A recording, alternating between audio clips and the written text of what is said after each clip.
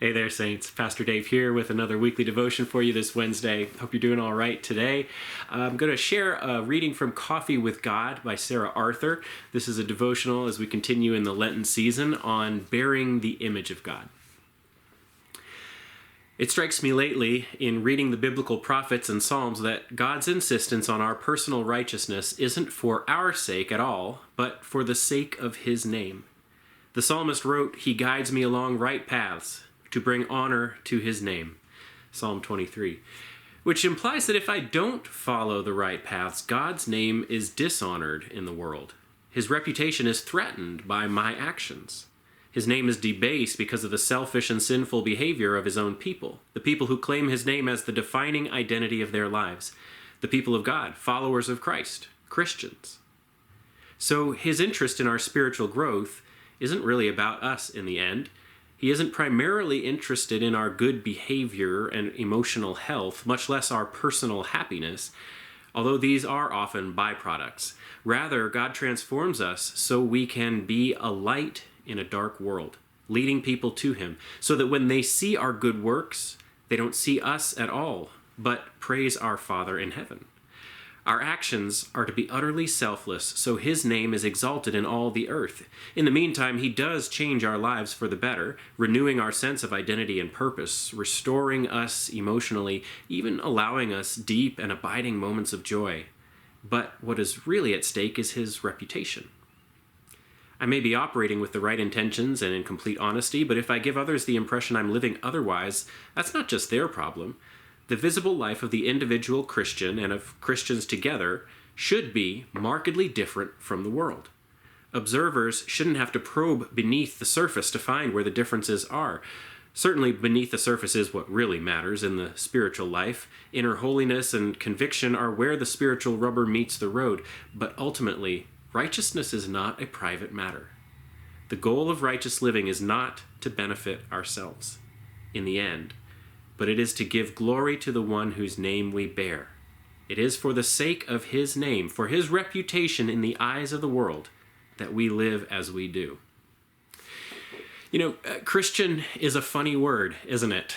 It's a word that we sometimes use as an adjective to describe maybe books or music or a particular cause or maybe even an aesthetic, a vibe.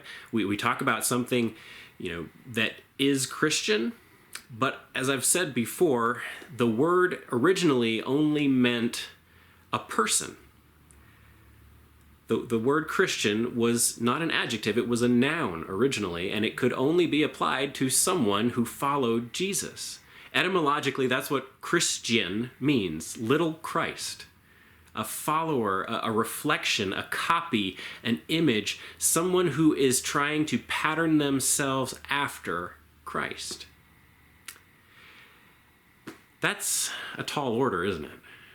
We are not always so good at that. And it's a problem because, as Sarah points out, we bear His name. That implies to the world around us that the way that we act is the way Christ acted. This actually reminds me of a little button that was on the backpack of one of my classmates in college.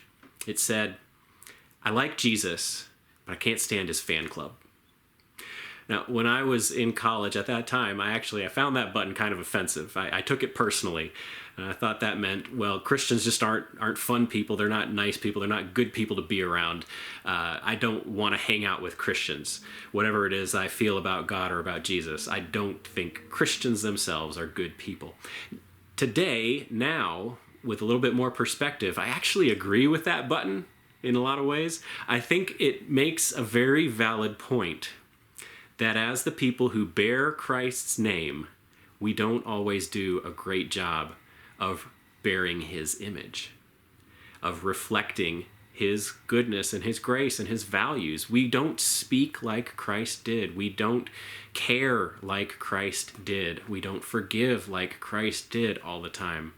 And so when people hear that we are Christians and they see the way that we behave, they could come to some wrong conclusions about who we worship and it wouldn't be their fault. It would be ours. That's what Sarah's really getting at in this devotion, that it is incumbent upon us. It is our responsibility, if we call ourselves Christian, to reflect Christ well to the world. Because that's how so many people are going to get to know who God is, who Christ is. When we call something Christian and it is not Christian, that's a problem. When we call ourselves Christian and we don't act like it, that's a problem. Saints, look around the world today and look around those movements, those consumer trends, those ideals that are labeled as Christian, and consider how well they reflect the person Jesus Christ. Now, if they're not doing a good job of that in your estimation, I got bad news. It's up to you to make it better. But the good news is, as Christians, we understand that God's Spirit is working through us. That living word is in us, empowering us to do, to speak, to be the reflection of Christ that the world needs to see. So let's do that. Saints, that's your devotion for this week. Hope it's helpful and worth thinking about for you. Hope you're doing well and staying healthy. I'll be praying for you. Please keep praying for me, and I'll see y'all again soon. Take care, Saints.